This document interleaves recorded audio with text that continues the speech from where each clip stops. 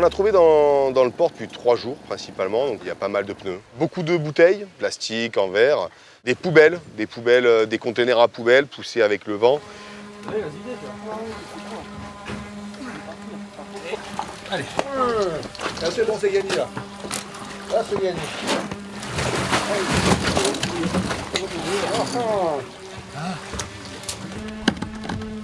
Pour moi, c'était vachement important de faire ça, donc avec une association. Une belle opération, grande envergure quand même, parce que bon, c'est un port avec 1700 anneaux. C'est l'un des plus grands ports de France. Et voilà, donc c'était vachement important de le faire. Hein, ça soit vraiment pour la sensibilisation, pour nos enfants, voilà, pour les futures générations. Et donc sans Wings, ça n'aurait pas été possible parce qu'il y a vraiment beaucoup de choses à faire.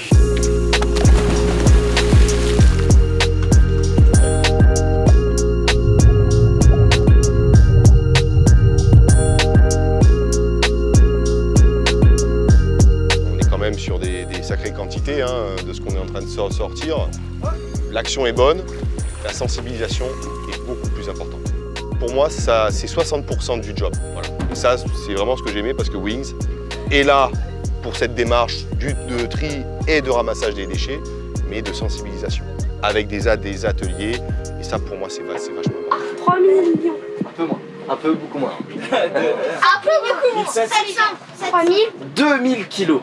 2000 kilos pour avoir une bague en or. Là, on vient d'accueillir une classe avec plusieurs élèves pour les sensibiliser à la cause de la dépollution plastique et la dépollution dans les océans. Le papier s'envole et se retrouve au sol. Vas-y, faites le vent. Soufflez, soufflez, soufflez dessus. Soufflez fort, fort, fort, fort. Plus fort, il s'envole. Suivez, venez avec moi, il s'envole. L'idée, c'était vraiment de travailler la sensibilisation de manière très ludique. Donc on a fait beaucoup de jeux pour qu'ils comprennent subtilement en fait, le problème. Et c'est vraiment très cool de pouvoir partager des moments comme ça. Limite, on en apprend tout autant avec les enfants qu'ils en apprennent. Mais ce qui veut dire qu'une fois que le papier, où que vous soyez, si à un moment il s'envole, il va finir dans l'eau. Et une fois qu'il est dans l'eau, c'est très compliqué de l'en sortir. Si nous, on ne le sort pas de l'eau, il ne va pas sortir tout seul de l'eau. Ou alors, avec les vagues, il va aller sur les rochers, se caler dans les rochers. Mais il sera toujours près dans l'océan.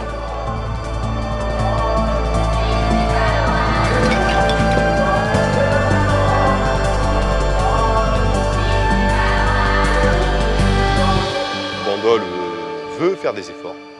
Bandol fait des efforts. Que ce soit du côté du service environnement avec M. Labrosa, voilà, on essaye vraiment de se creuser la tête pour développer ça au maximum.